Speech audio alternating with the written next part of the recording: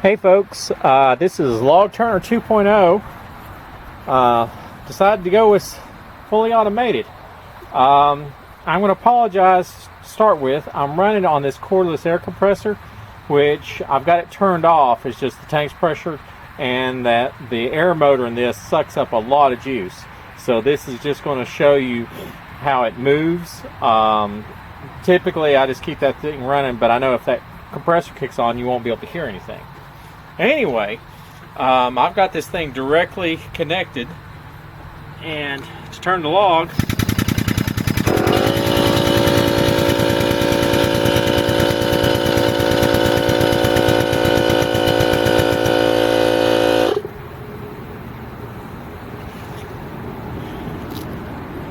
and that, I know I'll be thinking, well, that's kind of slow. Yeah, but if you try moving one of these by hand, you really understand what slow is. I'm going to run power out here and have a bigger compressor to run this. I put this cordless in just mainly to test it. That's actually that's a Harbor Freight 12-ton unit.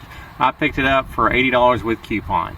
I went with the 12-ton as opposed to the 20-ton because obviously I'm not going to be lifting anything that big, and I figured the smaller tonnage would probably move a little bit, and there wasn't much difference in the amount of stroke on the cylinder. I think it was like 1/4 of an inch or something. I redesigned the head, which I will show you here in a minute, and give you an idea of what everything looks like after I get this log turned. Okay folks, here is the heart of the new system, which is this pneumatic Harbor Freight. It's a Pittsburgh 12-ton jack with manual lift and an automatic. So this is your valve to raise the jack. One thing that's nice, I wound up doing this mainly for safety, because as you're jacking up, the weight gets harder and harder, so you're having to stress and push harder, much more force down on this lever here to raise the jack. But when you've got it unloaded, it's actually quite easy. The other thing I did is I made this little handy tool that's just a 3" by 3" to fit around here, so I could get leverage underneath, because the jack basically sits like what it is right now underneath the saw. So I can come over here and easily jack it on the side, as well as deflate and inflate. So this is just kind of ugly welds, but this is just some stainless tubing I had lying around and just notched it out. So makes it pretty easy. It's 3 by 3 and it's not in the way.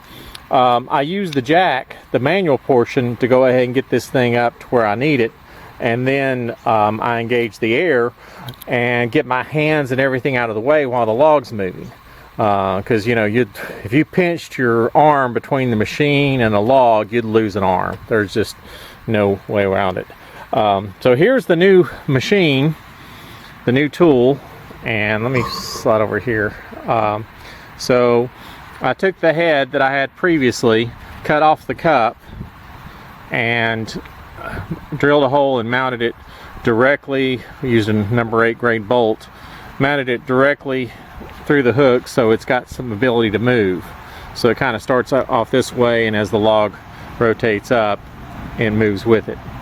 The other thing I did is I took a piece of tubing and cut a slit out of it and made it precisely fit the sleeve here. So there's not much play. There's a little bit of play, but it's not around the collar. That collar fits nicely around the roundness of that anvil.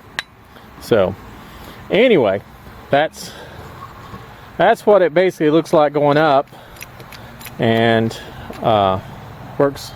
It saves me, as opposed to doing it completely manual, it cuts down the time by about 40% or something, mainly because I don't have an air compressor mounted out here. I don't have power out here just yet, but I'm going to run power this summer. I've already decided that, to run an air compressor, and which would save some time.